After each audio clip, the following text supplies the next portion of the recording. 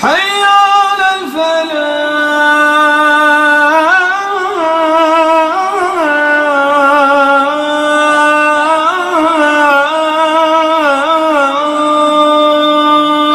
أعوذ بالله من الشيطان الرجيم. بسم الله الرحمن الرحيم. أفحسب الذين كفروا أن يتخذوا عبادي من دوني أولياء إنا أعتدنا جهنم للكافرين نزلا قل هل ننبئكم بالأخسرين أعمالا الذين ضل سعيهم في الحياة الدنيا وهم يحسبون أنهم يحسنون صنعا أولئك الذين كفروا بآيات ربهم ولقائه فحبطت أعمالهم فلا نقيم لهم يوم القيامة وزنا ذلك جزاؤهم جهنم بما كفروا واتخذوا آياتي ورسلي هزوا إن الذين آمنوا وعملوا الصالحات كانت لهم جنات الفردوس نزلا خالدين فيها لا يبغون عنها حولا قل لو كان البحر مدادا لكلمات ربي لنفد البحر قبل أن تنفد كلمات ربي ولو جئنا بمثله مددا قل إنما أنا بشر مثلكم يوحى إلي أنما إلهكم إله واحد فمن كان يرجو لقاء ربه فليعمل عملا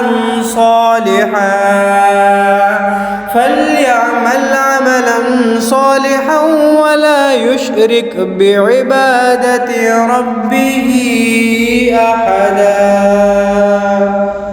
صدق اللہ العظیم. بسم اللہ الرحمن الرحیم. سورۃ الکہف کا آخری رکوع 12واں رکوع 16ویں سپارے کا تیسرا رکوع آج ہم یہ پڑھیں گے.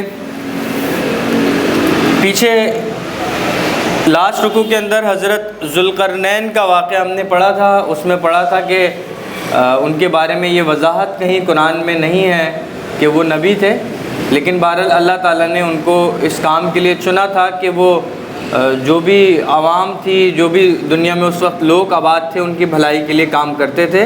اور انہوں نے 3 بڑے بڑے سفر کیے تھے، مشرق، مغرب اور اس کے بعد جو ہے وہ شمال کی طرف سفر کیا تھا. اسی میں آپ نے تیسرے واقعے کے اندر یہ بات سمجھی تھی کہ حضرت ذوالقرنین نے یاجوج اور ماجوج کے لیے دیوار کھڑی کی تھی، اور اس دیوار کے پیچھے یاجوج اور ماجوج کو، جو کہ دنیا میں فساد پھیلانے والا فتنہ تھا، اس وقت تک کے لیے قید کر دیا تھا جب تک اللہ تعالیٰ کا وعدہ سچ نہ ہو. ٹھیک ہے نا. وہاں ہم نے پڑھا تھا کیا وَكَانَ وَعْدُ رَبِّ حَقًّا، کہ اللہ تعالیٰ کا جو وعدہ ہے وہ سچ ہو کر رہے گا. وہ کیا وعدہ ہے؟ وہ وعدہ یہی ہے کہ دنیا کی آزمائشوں اور دنیا کے بڑے فتنوں میں سے ایک فتنہ یاجوج ماجوج کی صورت میں قرب قیامت کے وقت وہ نکلیں گے اور پھر ساری دنیا کو تہس نہس کر کے رکھ دیں گے. ٹھیک ہے نا. اب یہاں پہ آخری رکوع ہے، اس میں کوئی سٹوری نہیں ہے، اس کے اندر کوئی الگ سے بات نہیں ہے. ٹھیک ہے نا. جتنے قصے تھے وہ تمام ہو چکے ہیں، چاہے وہ موسیٰ اور خضر کا قصہ ہو، چاہے ذوالقرنین کا قصہ ہو، چاہے وہ موسیٰ علیہ السلام کی مچھلی کا قصہ ہو، چاہے وہ 2 بھائیوں کی جنت اور ایک کا امیر ہونا اور ایک کا غریب ہونے کا تذکرہ ہو، چاہے وہ اس سے پیچھے اصحاب کہف کے واقعات ہوں، وہ سب پیچھے گزر چکے ہیں. اب یہاں پہ اللہ تعالیٰ کچھ اسٹیٹمنٹس اپنے بیان فرما رہے ہیں اور آخری رکوع ہے بہت مختصر، اس کو ہم جلدی سے پڑھ لیتے ہیں. بسم اللہ الرحمن الرحیم. فرماتے ہیں جن لوگوں نے کفر اپنا لیا، افحسب الذین کفروا ان یتخذوا عبادی من دونی اولیاء. اولیاء جمع ہے ولی کی، ولی کہتے ہیں دوست کو. کہتے ہیں جن لوگوں نے کفر اپنا لیا، لفظی ترجمہ اس کا کیا جائے تو افحسب الذین کفروا کا مطلب ہوگا کیا جو لوگ کافر ہیں کیا جن لوگوں نے کفر کیا وہ یہ گمان کرتے ہیں، یعنی آپ یہ کر سکتے ہیں اس کا ترجمہ کہ کافر لوگ یہ سوچتے ہیں، یہاں پہ محاوراتی ترجمہ لکھا ہوا ہے، جن لوگوں نے کفر اپنا لیا کیا وہ پھر بھی یہ سمجھتے ہیں، یعنی کفر اپنانے کے باوجود، کفریہ روش اختیار کرنے کے باوجود بھی وہ یہ سمجھتے ہیں کہ مجھے چھوڑ کر میرے ہی بندوں کو اپنا رکھوالا بنا لیں گے. مجھے چھوڑ کر، ایک تو کفر کر رہے ہیں، پھر مجھے چھوڑ کر، یعنی اللہ تعالیٰ اپنے لیے فرما رہے ہیں کہ مجھے چھوڑ کر میرے ہی بندوں کو، یعنی جن کو میں نے پیدا کیا انہی کو اپنا رکھوالا بنا لیں گے. کیا مطلب ہے اس بات کا؟ افحسب الذین کفروا، وہ لوگ جو کفر کرتے ہیں وہ یہ گمان کرتے ہیں، ان یتخذوا عبادی من دونی اولیاء، کہ میرے سوا مددگار بنا لیں گے. کن لوگوں کو بنائیں گے؟ میری ہی مخلوق کو میرے خلاف مددگار بنا لیں. کتنی عجیب سی بات ہے. اچھا یہ ہمارے لیے بھی ہے. اگر ہم غلط کانسیپٹ، آپ لوگوں نے شرک کا ٹاپک پڑھا تھا فرسٹ ایئر کے اندر اسلامیات میں، اگر ہم غلط کانسیپٹس کے اوپر آ جاتے ہیں اور اللہ تعالیٰ کی بنائی ہوئی مخلوق کو، چاہے وہ ذات کے اندر شریک کر ٹھہرانا ہو، چاہے صفات کے اندر شریک ٹھہرانا ہو، چاہے صفات کے تقاضوں میں شریک ٹھہرانا ہو. صفات کے تقاضے کیا ہیں؟ ایاک نعبد و ایاک نستعین، ہم تیری ہی عبادت کرتے ہیں اور تجھے سے مدد مانگتے ہیں. یعنی اللہ تعالیٰ کی اتنی کامل ذات اور اتنی کامل صفات کے بعد کیا بنتا ہے؟ تقاضا کیا ہوتا ہے؟ ایاک نعبد و ایاک نستعین، کہ اللہ ہی کی عبادت کی جائے، اللہ ہی سے مدد مانگی جائے. اب ہم صفات کے تقاضوں میں شرک کیسے کرتے ہیں کہ جو سجدہ خدا کے لیے ہونا چاہیے تھا، جو ہاتھ اٹھانا خدا کے لیے ہونا چاہیے تھا، وہ ہم اس کی کسی مخلوق کے لیے کر دیتے ہیں. وہ اس آیت کے ضمن میں آ جائے گا. کیا؟ عبادی ان یتخذوا عبادی من دونی اولیاء، کہ میرے ہی بندوں کو میرے خلاف مددگار پائیں گے وہ. یہ تو کافروں کی بات ہے. لیکن اگر ہم مسلمان ہوتے ہوئے کوئی اس طرح کرتا ہے کہ اللہ کے علاوہ کسی چیز سے مدد مانگتا ہے انٹینشنلی، ریسورسز کے طور پہ نہیں، ریسورسز کے طور پہ مدد مانگنا کیا ہے کہ آپ کہیں کہ یار میں نے گولی کھائی تھی تو سر کا درد صحیح ہو گیا. یہاں پہ آپ کا مقصد یہ نہیں ہوتا کہ کوئی گولی کو خدا نہ خواستہ آپ خدا سمجھ رہے ہیں، نعوذ باللہ. ٹھیک ہے، ریسورسز کے طور پہ آپ کسی چیز کو مددگار بلا رہے ہیں تو وہ ایشو نہیں ہے. ہاں آپ خدائی صلاحیت ہونے کا دھیان رکھتے ہوئے، ذہن میں رکھتے ہوئے یہ سمجھتے ہیں کہ یہ جو کام خدا کے کرنے کے ہیں وہ آپ کسی اور سے مانگ رہے ہیں، تو وہ بالکل بھی شرک کی کیٹیگری کے اندر آتا ہے. اور وہ شرک اللہ تعالیٰ سورۃ لقمان میں فرماتے ہیں ان الشرک لظلم عظیم، شرک سب سے بڑا ظلم ہے. کہتے ہیں انا اعتدنا جہنم للکافرین نزلا، یقین رکھیے کہ ہم نے ایسے ہی کافروں کی مہمان نوازی کے لیے دوزخ کو تیار کر رکھا ہے. ٹھیک ہے، آگے فرماتے ہیں دوسری آیت میں قل هل ننبئکم بالاخسرین اعمالا، کہہ دو کہ کیا ہم تمہیں بتائیں کہ کون لوگ ہیں جو اپنے اعمال میں سب سے زیادہ ناکام ہیں. کون لوگ ہیں جو بد کردار ہیں، بد اعمال ہیں؟ کون لوگ ہوں گے وہ؟ آگے اس کے ڈسکرپشن دے رہے ہیں الذین ضل سعیہم فی الحیات الدنیا، یہ وہ لوگ ہیں جو دنیا کی زندگی کے اندر گمراہی کے اندر، ساری دوڑ دھوپ ان کی جو ہوتی ہے گمراہی میں اور بھٹکتی ہوئی راہوں پر ہوتی ہے. دیکھو اللہ تعالیٰ نے آگے اپنی زبان سے، یعنی اپنی خود کلام کے اندر اسٹیٹمنٹ دیا ہے کہ دنیا میں گمراہی کے اندر پڑے ہوئے ہوتے ہیں، اور آگے فرماتے ہیں وَهُمْ يَحْسَبُونَ أَنَّهُمْ يُحْسِنُونَ صُنْعًا، اور ساری زندگی سمجھ یہ رہے ہوتے ہیں کہ ہم نیک کام کر رہے ہیں. کہتے ہیں ساری دوڑ دھوپ سیدھے رستے سے بھٹکتی رہتی ہے اور وہ سمجھتے ہیں کہ وہ بہت اچھا کام کر رہے ہیں. یہ آپ کے ہمارے سب کے لیے ہے. کافر مخاطب ہیں تو اس کا مطلب یہ نہیں ہے کہ صرف کافروں کے لیے ہے یہ بات. میں اس کا مطلب کیا کہ صرف خلوص نیت، یعنی بہت سارے برے کام کرنے والے بھی نیت اچھی رکھے ہوئے ہوتے ہیں. اس کی مثال آپ ایسے سمجھیں کہ کوئی جو ہے نا دنیا اور سوسائٹی کی تنگی اور مظالم سہنے کے بعد ڈاکو بن جائے اور وہ کہے کہ میں سارے خزانے لوٹ کر اپنے گاؤں والوں کو، اپنی بستی والوں کو بھوکا نہیں مرنے دوں گا، تو کیا اس عمل کی اجازت ہوگی مذہب کے اندر؟ کیوں نہیں ہوگی؟ بہت اچھا کام کر رہا ہے. اس وجہ سے اجازت نہیں ہوگی کہ اس نے جو چینل پکڑا، جو رستہ پکڑا وہ صحیح نہیں پکڑا. اب اس کی نیت کتنی بھی خالص ہو، اس کی نیت کتنی بھی خالص ہو، اس کو ہم یہ نہیں کہہ سکتے کہ یار تم نے ایک جائز کام کیا، ایک حلال کام کیا، یہ اچھا طریقہ اپنایا. ٹھیک ہے، ایک آپ صلی اللہ علیہ وسلم کی حدیث آپ سنتے آتے ہیں انما الاعمال بالنیات، گو کہ یہ حدیث آگے مزید کنٹینیو ہوتی ہے، اس میں مزید تفصیل ہے، لیکن اس حدیث کا ترجمہ آپ پڑھتے ہیں کہ اعمال کا دار و مدار نیت پر ہے. ایسا نہیں ہے، اعمال کے ثواب کا دار و مدار نیت پر ہے. اگر وہ عمل اچھا ہے اس کے ساتھ نیت اچھی نہیں ہے تو سمجھ لو اچھے کام کو کرنے کا ثواب نہیں ملے گا. وہ عمل اچھا ہے اور اس کے ساتھ نیت بھی اچھی ہے تو اس عمل کا ثواب ملے گا. اور عمل برا ہے، نیت اچھی ہے، یا نیت بری ہے، عمل اچھا ہے، دونوں صورتوں میں اس کا کوئی ثواب نہیں ملتا. بات سمجھ میں آ رہے ہے؟ ہماری فیملیز میں اس طرح کی بہت ساری پریکٹسز فالو ہو رہی ہوتی ہیں. دیکھیں اس آیت سے آپ کو وہ میسج مل رہا ہے جو ہمارے ہاں ایک بہت غلط پریکٹسز فرقہ وارانہ طور پہ شروع ہو جاتی ہیں، جو ہمارے ہاں ایک بہت غلط پریکٹسز جو ہے وہ لسانیت کے اوپر شروع ہو جاتی ہیں. اس کا سب سے بڑا المیہ کیا ہوتا ہے؟ اس کا سب سے بڑا المیہ یہ ہوتا ہے وَهُمْ يَحْسَبُونَ أَنَّهُمْ يُحْسِنُونَ صُنْعًا. کیا سب یہ سمجھ رہے ہوتے ہیں کہ وہ بہت اچھا کام کر رہے ہیں. جب انسان کے اندر یہ چیز آ جاتی ہے نا کہ وہ اچھا کام کر رہا ہے، مذہب پہ عمل کر رہا ہے، تو اس کے اندر اگلے بندے کی بات سننے کی صلاحیت ختم ہو جاتی ہے. تو ہم سب کو ہر وقت یہ غور کرنا چاہیے کہ یار جن پریکٹسز کے اوپر میں عمل کر رہا ہوں کہیں وہ اس آیت کے ضمن میں تو نہیں آ رہے، کہیں ایسا تو نہیں ہے کہ یار میں ہی غلط ہوں، کہیں ایسا تو نہیں ہے کہ میں جن پریکٹسز کو فالو کر رہا ہوں اس کے اندر کوئی کمزوری باقی رہ گئی ہو، مجھے اور زیادہ بہتر انداز میں اس چیز کو انڈرسٹینڈ کرنا چاہیے.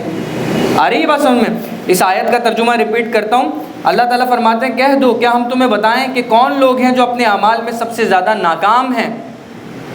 اللہ تعالیٰ کے الفاظ ہیں یہ وہ لوگ ہیں کہ دنیاوی زندگی میں ان کی ساری دوڑ دھوپ سیدھے رستے سے بھٹکی رہی اور وہ سمجھتے رہے کہ وہ بہت اچھا کام کر رہے ہیں. بات سمجھ میں؟ ایکچولی یہ آیت ایسے کافر لوگ جو اللہ کو نہیں مانتے، جو اللہ کی آیتوں کو نہیں مانتے، اس کا مذاق اڑاتے ہیں، جو پیغمبر کو نہیں مانتے، لیکن دنیا داری کے اندر بہت سارے نیک کام کرتے ہیں، بہت معذوروں کے لیے ادارے بنا دیتے ہیں، اسپتال بنا دیتے ہیں، یونیورسٹیاں بنا دیتے ہیں نان مسلم. تو ان کے بارے میں اللہ تعالیٰ کہہ رہے ہیں کہ ان کو یہ آیت کا ترجمہ نہیں ہے، ان کو ان کا بدلہ دنیا کے اندر مل جائے گا، آخرت میں ایمان نصیب نہ ہونے کی وجہ سے وہ جنت تک نہیں پہنچ سکیں گے. آ رہی بات سمجھ میں؟ آگے فرماتے ہیں اولئک الذین کفروا بآیات ربہم ولقائہ. مزید ان کی تفصیل ہے، انہی لوگوں کی تفصیل ہے. یہ وہی لوگ ہیں جنہوں نے اپنے مالک کی آیتوں کا اور ان کے سامنے پیش ہونے کا انکار کیا. مالک کون؟ اللہ. مالک کی آیتوں کا اور ولقائہ اور اس کی ملاقات کا، یعنی اس کے سامنے پیش ہونے کا انکار کیا. فحبطت اعمالہم، اس لیے ان کا سارا کیا دھرا غارت ہو گیا. حبطت اعمالہم، اس طرح کا ایک آیت اس طرح کی سورۃ الاحزاب کے آخری 2 رکوع کے اندر بھی ہے. وہ منافقین کے بارے میں اللہ تعالیٰ کہتا ہے تمام کے تمام اعمال برباد کر دیں گے. منافقین تو نمازیں بھی پڑھتے تھے، روزے بھی رکھتے تھے، لیکن دل میں ایمان نہیں تھا. اللہ تعالیٰ وہاں پہ مزید اس کے اوپر مہر لگاتے ہیں، تاکید کرتے ہیں کہ یہ کام اللہ کے لیے کرنا بہت آسان ہے. یعنی کوئی یہ نہ سوچے یار 50 سال کی اس کی نمازیں ہیں، روزے ہیں، زکوٰۃ ہے، حج ہے، تو یہ کیسے جو ہے نا وہ ختم ہوں گے. نہیں، اللہ تعالیٰ وہاں فرماتے ہیں کہ اللہ کے لیے بہت آسان ہے کہ آپ کی جو نیکیاں جن کو آپ یا دنیا نیکی سمجھتی ہے اس کو بالکل ختم کر دیں، غارت کر دیں. یہاں پہ کافروں کے نیک اعمال کے بارے میں یہ کہتے ہیں فحبطت اعمالہم، ان کے اعمال غارت ہو جائیں گے. فلا نقیم لہم یوم القیامۃ وزنا، چنانچہ قیامت کے دن ہم ان کا کوئی وزن شمار نہیں کریں گے، یعنی ان کے نیک کاموں کا کوئی حساب کتاب نہیں، وہ بالکل کنسیڈر ہی نہیں کیے جائیں گے. کیوں نہیں کیے جائیں گے؟ کیونکہ پیچھے کیا گزرا؟ کفروا بآیات ربہ ولقائہ، انہوں نے کفر کیا. کفر کہتے ہیں انکار کرنے کو. انہوں نے انکار کیا، جھٹلایا کس کو؟ آیات ربہ، اپنے رب اپنے مالک کی آیات اور نشانیوں کو. آیت کہتے ہیں نشانی کو، لیکن یہاں پہ قرآن کی آیتیں مراد ہیں. نشانی کو جھٹلایا اور ولقائہ، اور اس کی ملاقات کو جھٹلایا. کون سی ملاقات؟ ججمنٹ ڈے پہ جو ملاقات ہوگی، یوم آخرت کی بات ہو رہی ہے. آگے کہتے ہیں ذالک جزاؤہم، اللہ تعالیٰ فرما رہے ہیں ذالک جزاؤہم جہنم بما کفروا، یہ ان کا بدلہ ہے، یہ ان کی جزا ہے. وہ کیا؟ ان کا ٹھکانہ جو ہے اللہ تعالیٰ نے جہنم کی شکل میں ان کی سزا تیار کر رکھی ہے، کیونکہ انہوں نے کفر کی روش اختیار کی. روش کہتے ہیں طریقے کو، اور میری آیتوں اور میرے پیغمبروں کا مذاق بنایا. بات سمجھ میں آ رہی ہے؟ یہاں پہ لفظ ذکر ہے مذاق کا. کیا لفظ ذکر ہے؟ واتخذوا آیاتی، اور انہوں نے بنایا میری آیات کو، ورسلی، اور میرے پیغمبروں کو، رسول کو، ہزوا، مذاق بنا دیا، اس وجہ سے ان کا ٹھکانہ جہنم ہوگا، بھلے دنیا کے اندر انہوں نے نیک کام کیے ہوں۔ کافروں کی بات ہو رہی ہے۔ آگے فرماتے ہیں ان الذین آمنوا، کافروں کا ذکر ہو، یعنی ایک طرف قرآن کے دو کام تھے، آپ صلی اللہ علیہ وسلم دو طرح سے ان کی حیثیت قرآن نے واضح کی ہے، کیا؟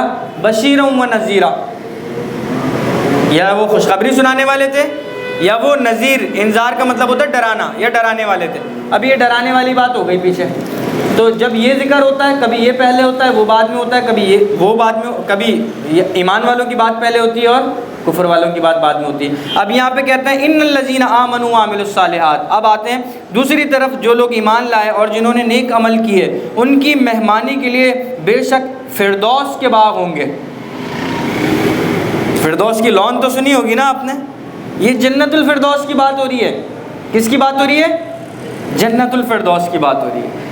یعنی کہ کیا مطلب ہے؟ یہ ایک مینیو لسٹ ہے، ہمیشہ کی طرح اللہ تعالیٰ دونوں آپشنز رکھتے ہیں، کیونکہ قرآن جب اس کی آیتیں آتی تھیں تو کافروں کو پڑھ کر سنایا جاتا تھا، مسلمان آپس میں ڈسکس کرتے تھے، اس کے اوپر بیٹھتے تھے، اس کے اوپر ڈسکشنز ہوتا تھا، مذاکرے ہوتے تھے۔ تو اب یہ سمجھ لیں ایک مینیو کی طرح دونوں آپشن سامنے رکھے جاتے ہیں، جو چاہے قبول کر لے اور جو چاہے قبول نہ کرے۔ آ رہی بات سمجھ میں؟ کہتے ہیں خالدین فیہا لا یبغون عنہا حولا، جن میں وہ ہمیشہ رہیں گے اور وہ وہاں سے کہیں اور نہیں جانا چاہیں گے۔ جنت جو ہے نا وہ آپ کی سوچوں کی جگہ ہو، جو سوچیں گے، جو چاہیں گے، جیسا چاہیں گے ویسا ہوگا، ویسا ملے گا، ویسا پایا جائے گا۔ جنت صرف وہ نہیں ہے کہ جو عمومی طور پہ آپ لوگ آنکھیں بند کر کے سوچتے ہیں جنت کیا ہوگی، وہ آپ کو خالی کھیتی باڑی نظر آتی ہے، ہر طرف گھاس ہی گھاس نظر آتی ہے۔ جنت اس چیز کا نام نہیں ہے، جنت بیسیکلی آپ کی خواہشات کے گھر کا نام۔ بات سمجھ میں آ رہی ہے؟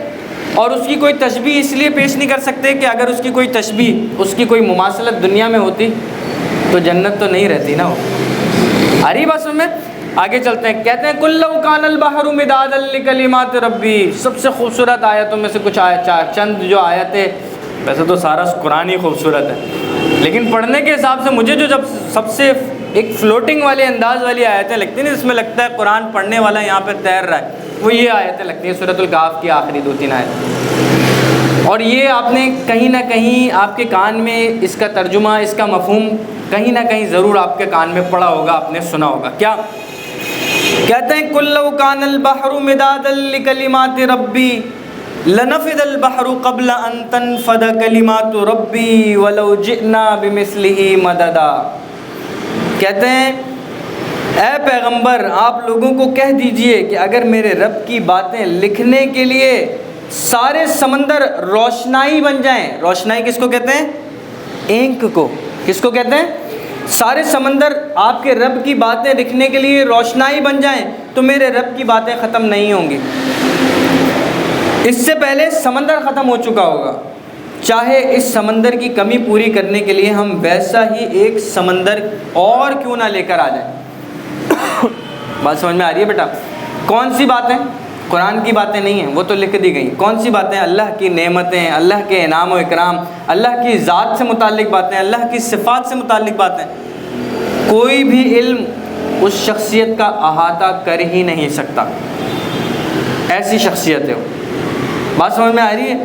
ازل سے ابد تک آ رہی ہے بات سمجھ میں؟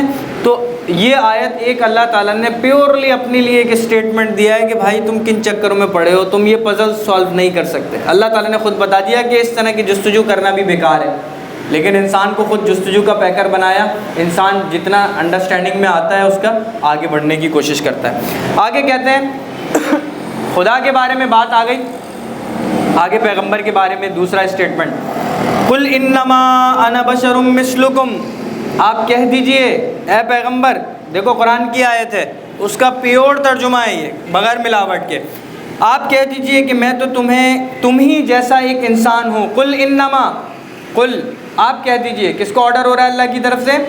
آپ صلی اللہ علیہ وسلم کو۔ کیا کہہ دیجئے؟ انما انا بشر، کہ میں ایک انسان ہوں، مثلکم تمہاری طرح، یوحا الیہ، فرق یہ ہے کہ میرے اوپر وہی نازل ہوتی ہے۔ بات سمجھ میں آ رہی ہے؟ اور الیہ انما الہکم الہ واحد، کہہ دو کہ میں تمہیں جیسا ایک انسان ہوں، البتہ مجھ پر وحی آتی ہے کہ تم سب کا خدا بس ایک خدا ہے۔ وہ وحی کیا آتی ہے؟ انما الہکم الہ واحد، یہ وحی آتی ہے۔ دیکھو سارا تماشا اسی کے لیے تھا نا، وہ کافر لوگ 363-65 خداؤں کی پوجا کرتے تھے جو مکہ کعبے کے اندر رکھے ہوئے تھے، تو سارا تماشا تھا ہی قل ھو اللہ احد کا، سارا تماشا تھا ہی لا الہ الا اللہ کا تھا، سارا تماشا تھا ہی انما الہکم الہ واحد کا تھا۔ تو یہ وحی آتی ہے، اس کے لیے یہ پوری ساری کی ساری کتاب اور تمام چیزیں ہیں۔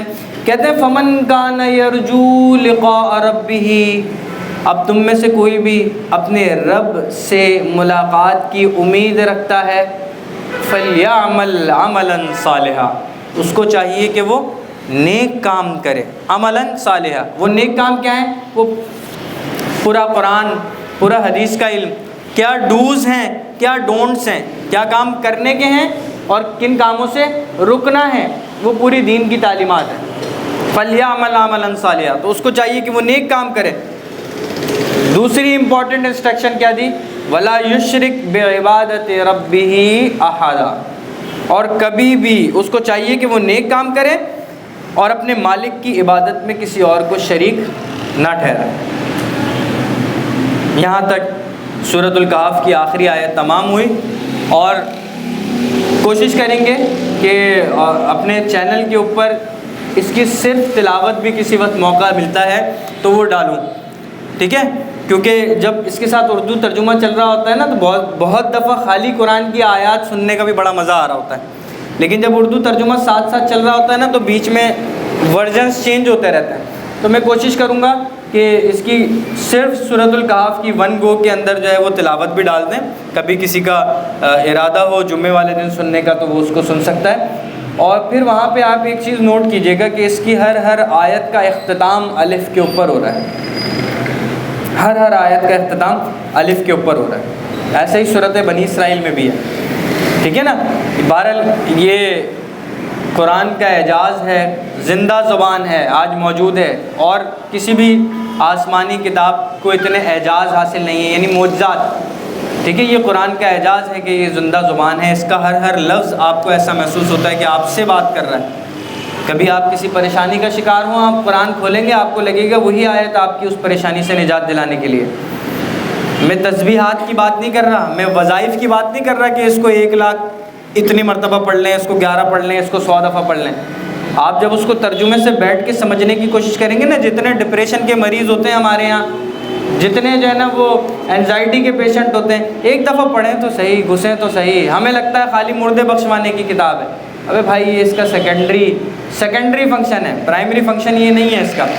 پرائمری فنکشن یہ ہے کہ آپ صبح اپنی 5 بجے سے لے کے اور رات کو 10-11 بجے تک کی جو زندگی ہے نا وہ آپ اس کے حساب سے گزاریں، اور یہ کوئی مشکل کام نہیں ہے۔ سورۃ الکہف کا آج سلسلہ قرآن کہانی قرآن زبانی، بیسیکلی یہ ہمارا قرآن فہمی کا جو مختصر سلسلہ شروع ہوا تھا، اس کا مقصد یہ تھا کہ قرآن کی کہانی کو قرآن کی انڈرسٹینڈنگ کے ساتھ آپ سمجھ سکیں مختصراً، ٹھیک ہے؟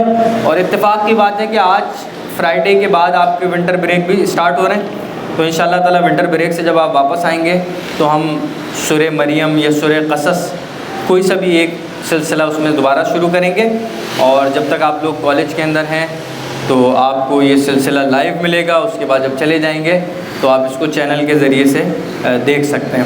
اللہ پاک سے دعا ہے کہ ہمیں قرآن کو سمجھنے والا اور سمجھ کر اس پر عمل کرنے والا بنائے۔ وآخر دعوانا ان الحمد للہ رب العالمین۔